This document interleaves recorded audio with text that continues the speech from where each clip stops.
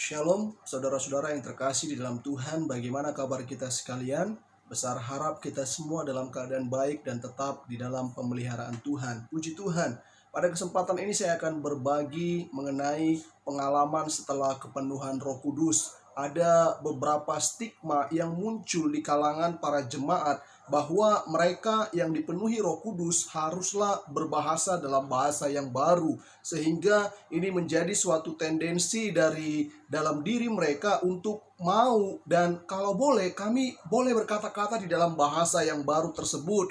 Apakah memang mereka yang dipenuhi oleh Roh Kudus harus berbahasa yang baru, dan ini menjadi salah satu indikator penentu mereka dipenuhi oleh Roh Kudus. Dan dalam beberapa pengalaman selanjutnya, mereka yang dipenuhi oleh Roh Kudus terkadang dalam kaitan stigma tersebut mengenai mereka berbahasa dalam bahasa yang baru atau bahasa yang kadangkala tidak diketahui oleh mereka dan juga oleh orang lain, beranggapan bahwa mereka lebih super daripada rekan atau orang percaya lainnya yang belum menyampaikan atau mengucapkan bahasa yang baru tersebut. Apakah memang pengalaman setelah kepenuhan Roh Kudus harus ditunjukkan semata melalui berbahasa di dalam bahasa yang baru? Pada kesempatan ini saya akan mengajak kita berpikir dan merenungkan kembali pengalaman setelah dipenuhi oleh Roh Kudus. Mari kita membaca kebenaran firman Tuhan di dalam Kisah Rasul pasal 2 ayat yang ke-41 sampai yang ke-47. Nanti kita akan melihat bagaimana pengalaman setelah kepenuhan Roh Kudus, apa yang terjadi, dan bagaimana sepertinya atau harusnya mereka yang telah dipenuhi oleh Roh Kudus. Demikianlah bunyi kebenaran firman Tuhan. Orang-orang yang menerima perkataannya itu memberi diri dibaptis, dan pada hari itu jumlah mereka bertambah kira-kira 3.000 jiwa. Mereka bertekun dalam pengajaran rasul-rasul dan dalam persekutuan, dan mereka selalu berkumpul untuk memecahkan roti dan berdoa. Maka ketakutanlah mereka semua, sedang rasul-rasul itu mengadakan banyak mujizat dan tanda. Dan semua orang yang telah menjadi percaya tetap bersatu, dan segala kepunyaan mereka adalah kepunyaan bersama. Dan selalu ada dari mereka yang menjual harta miliknya, lalu membagi-bagikannya kepada semua orang sesuai dengan keperluan masing-masing. Dengan bertekun dan dengan sehati mereka berkumpul tiap-tiap hari dalam bait Allah. Mereka memecahkan roti di rumah masing-masing secara bergilir, dan makan bersama-sama dengan gembira dan dengan tulus hati sambil memuji Allah. Dan mereka disukai semua orang, dan tiap-tiap hari Tuhan menambah jumlah mereka dengan orang yang diselamatkan. Puji Tuhan. Di sini kita melihat bagaimana kehidupan orang-orang percaya yang telah dipenuhi oleh Roh Kudus, apa yang terjadi pada mereka dan apa yang berlaku pada mereka. Jelas di sini kita melihat bahwa setelah kepenuhan Roh Kudus ada beberapa petunjuk yang memberitahukan kepada kita dengan jelas bagaimana keberadaan mereka, bagaimana hidup mereka, bukan hanya sekedar mengucapkan bahasa-bahasa yang baru atau bahasa-bahasa yang asing bagi mereka, tetapi ada petunjuk lainnya yang menjelaskan secara menyeluruh tentang bagaimana harusnya mereka yang telah dipenuhi oleh Roh Kudus. Di sini disebutkan pada ayat yang ke-42, kalau kita menyimak, bahwa mereka bertekun dalam pengajaran rasul-rasul dan dalam persekutuan. Bapak, Ibu, Saudara yang terkasih di dalam Tuhan, dengan jelas bahwa mereka yang dipenuhi oleh Roh Kudus punya kesukaan untuk bertekun di dalam pengajaran dan persekutuan. Jadi ketika mereka sudah dipenuhi oleh Roh Kudus, mereka bukan hanya mengucapkan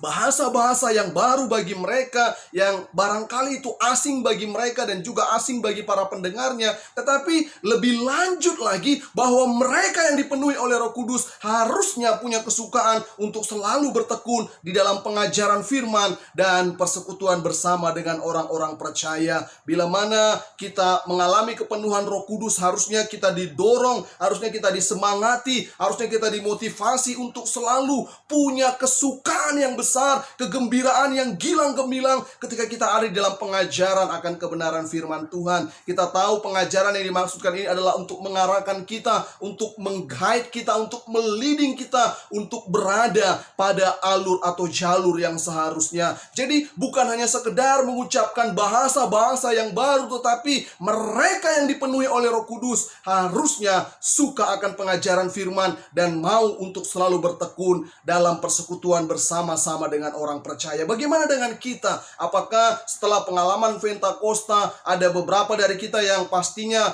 dibaharui kembali, atau ada beberapa dari kita yang mungkin baru pertama kali menerima karunia Roh Kudus dengan mengucapkan bahasa yang baru tersebut? Itu bukan satu puncak atau klimaks daripada pengalaman kepenuhan akan Roh Kudus, tetapi ada lanjutannya, bahwa ketika kita dipenuhi Roh Kudus, kita harusnya suka untuk bertekun dalam pengajaran firman. Kita harusnya suka untuk bersekutu bersama-sama dengan orang percaya. Lalu bagaimana selanjutnya kehidupan mereka yang telah dipenuhi oleh Roh Kudus? Apa yang terjadi pada mereka? Apa yang berlaku pada mereka? Kalau kita melanjutkan dari pembacaan tadi pada bagian selanjutnya di ayat yang ke-42, dan mereka selalu berkumpul untuk memecahkan roti dan berdoa. Dan mereka selalu berkumpul untuk memecahkan roti dan berdoa. Mereka yang dipenuhi oleh Roh Kudus punya kesukaan untuk selalu berdoa. Mereka yang sudah mengalami kepenuhan Roh Kudus, mereka yang sudah dipimpin oleh Roh Kudus, mereka yang sudah dituntun oleh Roh Kudus, selalu suka untuk berdoa. Bagaimana dengan kita? Apakah kita punya kesukaan untuk berdoa? Apakah kita mau selalu berdoa? Ataukah doa itu hanya sebagai satu rutinitas belaka atau suatu kebiasaan terkait dengan bagaimana kita sedang mengalami pergumulan, lalu kita datang kepada Tuhan di dalam doa-doa kita? Apakah sekedar demikian ketika kita berdoa? Bagaimana kita harusnya berdoa? Ingat, doa itu adalah hubungan timbal balik kita dengan Allah. Bagaimana ketika kita berbicara kepada Allah, menyatakan segala apa yang menjadi keperluan kita, kebutuhan kita, keluh kesah kita, isi hati kita, kerinduan kita kepadanya. Dan ketika itu Allah mendengar, dan di dalam kedaulatannya Allah menjawab setiap apa yang kita serukan atau pohonkan kepadanya. Sebaliknya, ketika Allah berbicara kepada kita atau menyatakan isi hati dan maksudnya kepada kita sekalian, harusnya juga kita mendengar dan melakukan apa yang Allah perintahkan atau sampaikan kepada kita. Inilah yang disebut dengan doa, hubungan, komunikasi timbal balik dengan Allah. Dan bagaimana harusnya bentuk doa yang kita panjatkan kepada Allah. Dalam satu kali pelayanan yang Yesus lakukan ketika para murid bertanya, "Yesus, Tuhan, Guru, ajarlah kami berdoa." Dan mari kita melihat bagaimana Allah, Yesus memberi petunjuk tentang bagaimana harusnya saya dan saudara berdoa. Kita melihat di dalam Matius pasal yang ke-6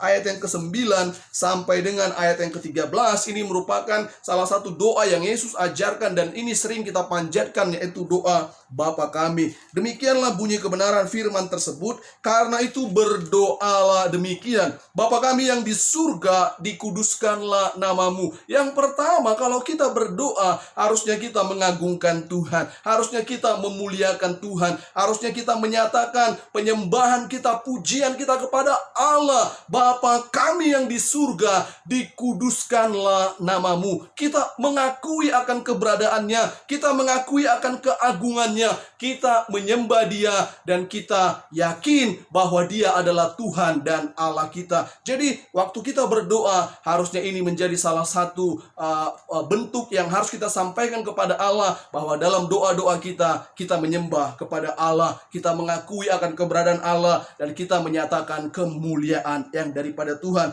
Lalu selanjutnya disebutkan, datanglah kerajaanmu dan jadilah kehendakmu di bumi seperti di surga. Waktu kita berdoa, harusnya kita mengizinkan kedaulatan Tuhan yang berlaku atau terjadi dalam kehidupan kita. Bukan maunya kita, bukan kehendak kita, bukan keinginan kita, melainkan kedaulatan Allah semata, melainkan kehendak Allah lah yang berlaku atau terjadi dalam kehidupan kita. Karena itu, datanglah kerajaanmu dan jadilah kehendakmu di bumi seperti di surga. Waktu kita berdoa, biarlah apa yang Tuhan mau, apa yang Tuhan kenan, apa yang Tuhan kehendaki, apa yang menjadi perkenanannya, itu dinyatakan dan jadi dalam kehidupan kita. Biarkan kedaulatan Allah yang berlaku atas kita sekalian waktu kita mempohonkan seruan seruan doa kita kepada Allah. Lalu disebutkan, berikanlah kami pada hari ini makanan kami yang secukupnya. Waktu saya dan saudara-saudara berdoa, maka marilah kita menyatakan apa yang menjadi kebutuhan-kebutuhan kita, apa yang menjadi keperluan kita. Kita memintakan kepada Allah akan kebutuhan kita secukupnya. Berikanlah kami pada hari ini makanan kami yang secukupnya.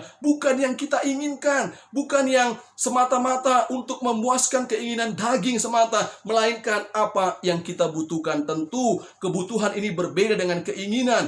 Dan pastinya waktu kita berdoa harusnya kita menyampaikan apa yang kita butuhkan kepada Allah. Kita meminta apa yang kita perlukan. Dan saya yakin waktu kita memohonkan kepada Allah akan kebutuhan-kebutuhan kita, Dia di dalam kedaulatannya pasti akan menyatakan kemuliaannya di dalam saya dan kita sekalian. Lalu selanjutnya, bagaimana harusnya kita berdoa? Kalau saya dan Anda berdoa, kalau kita sekalian berdoa, harusnya kita juga ketika kita sudah meminta apa yang kita butuhkan, maka kita juga harus melakukan apa yang Allah perintahkan. Apa yang Allah perintahkan, dan ampunilah kami akan kesalahan kami, seperti kami juga mengampuni orang yang bersalah kepada kami. Di dalam doa-doa kita mengakui akan keterbatasan kita mengakui akan kelemahan kita syarat dengan kelemahan, kita syarat dengan perilaku yang kadangkala menyimpang ke kanan atau ke kiri, dan kita mengakui bahwa hanya dengan pertolongan Tuhan, hanya dengan campur tangan Tuhan, kita boleh ada di role yang seharusnya. Itu sebabnya kita mengakui di dalam doa kita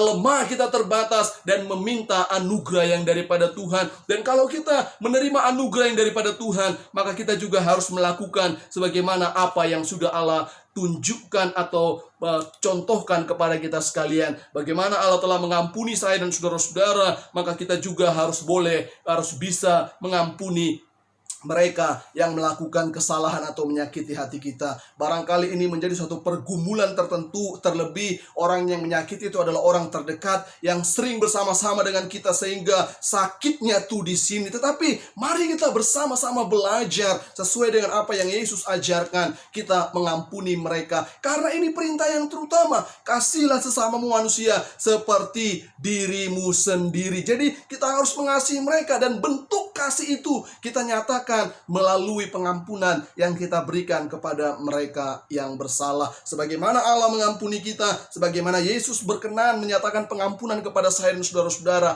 harusnya kita juga boleh memberikan pengampunan kepada mereka yang harus diampuni. Dan selanjutnya dalam doa-doa kita haruslah kita juga menyatakan bahwa Tuhan, kita memohon untuk jangan membawa kami ke dalam pencobaan, tetapi lepaskanlah kami daripada yang jahat. Kita meminta yang terbaik daripada Tuhan. Kita meminta bimbingannya, kita meminta tuntunannya, kita meminta campur tangannya, kita meminta karyanya dinyatakan. Dan janganlah membawa kami ke dalam pencobaan, tetapi lepaskanlah kami daripada yang jahat. Dalam doa-doa kita mengakui kedaulatan Allah, dan kita butuh pertolongannya untuk menjalani keseharian kita. Kita butuh campur tangannya untuk menjalani perjalanan iman kita. Kita butuh karya Allah untuk menolong kita bisa bertahan di dalam berbagai badai, hambatan, dan tantangan yang ada. Dan janganlah membawa kami ke dalam pencobaan, tetapi lepaskanlah kami dari yang jahat. Kenapa? Karena Dialah yang punya kerajaan dan kuasa dan kemuliaan sampai selama-lamanya. Artinya Bapak Ibu Saudara yang terkasih di dalam Tuhan, kalau kita berdoa, maka mari kita menyatakan pengagungan semata-mata hanya kepada Allah.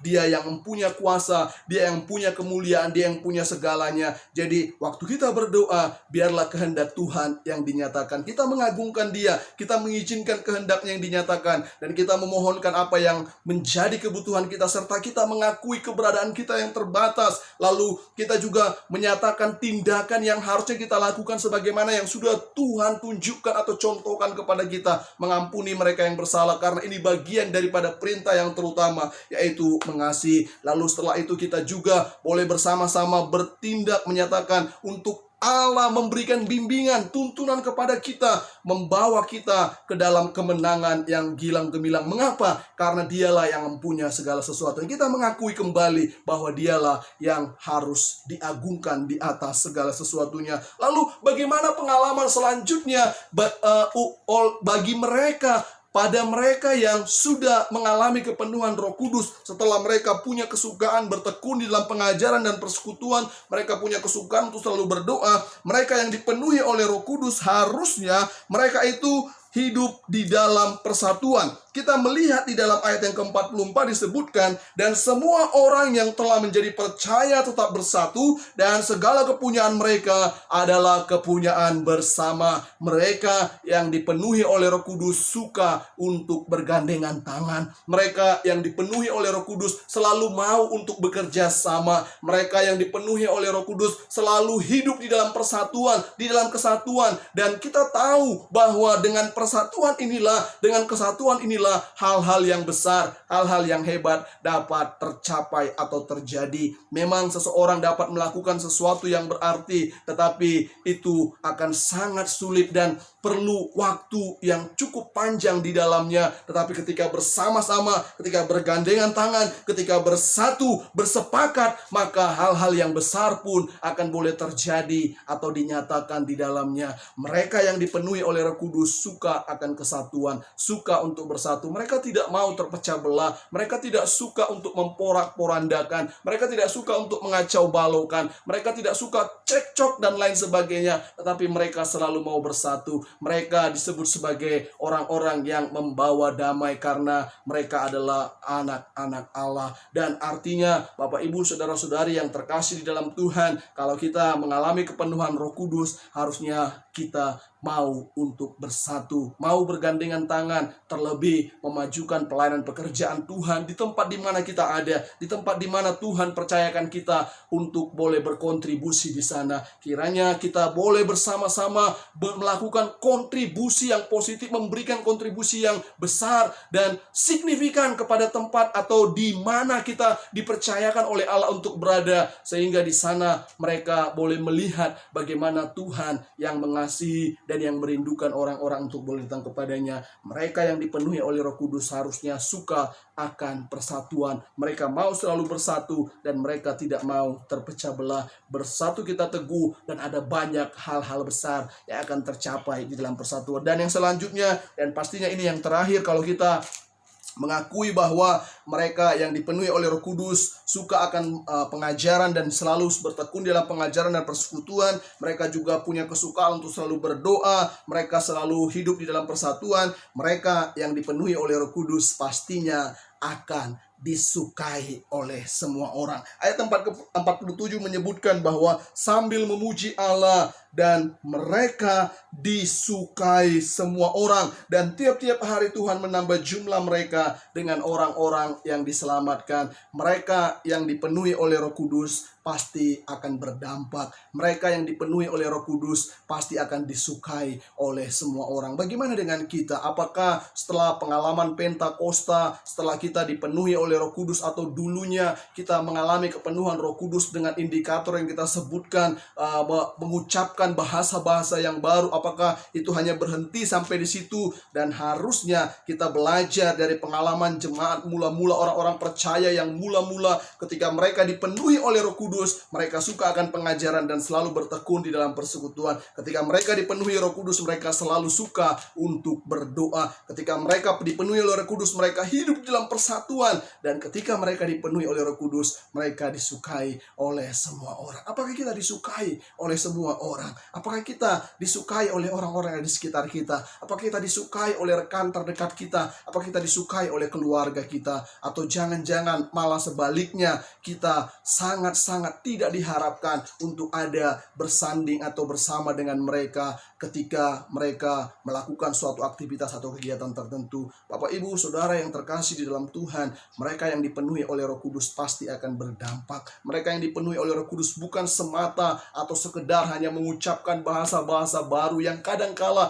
itu dijadikan sebagai ajang pamer oleh beberapa orang tertentu yang tidak mengerti atau memahaminya. Harusnya ketika kita dipenuhi oleh Roh Kudus, kita menjadi pelaku daripada kebenaran firman dan hidup kita disukai oleh banyak orang. Matius pernah mencatat bahwa dari buahnya lah kamu akan mengenal mereka. Jadi ketika saya dan saudara atau kita sekaliannya mengalami kepenuhan Roh Kudus, bukan hanya sekedar berbahasa yang baru sebagai salah satu indikator yang menunjukkan kepenuhan akan Roh Kudus itu, tetapi marilah kita menyikapi dengan lebih lanjut bahwa kepenuhan Roh Kudus itu membawa kita kepada kesukaan untuk selalu mau belajar akan firman-Nya, merindukan firman-Nya. Kita mau bertekun dalam pengajaran dan persekutuan bersama dengan orang-orang percaya. Kita ketika dipenuhi oleh Roh Kudus, kita selalu suka untuk berdoa. Kita mau untuk dekat dengan Tuhan. Kita mau untuk berhubungan intim dengannya. Kita mau untuk berelasi dengannya. Kita mau membangun komunikasi timbal balik.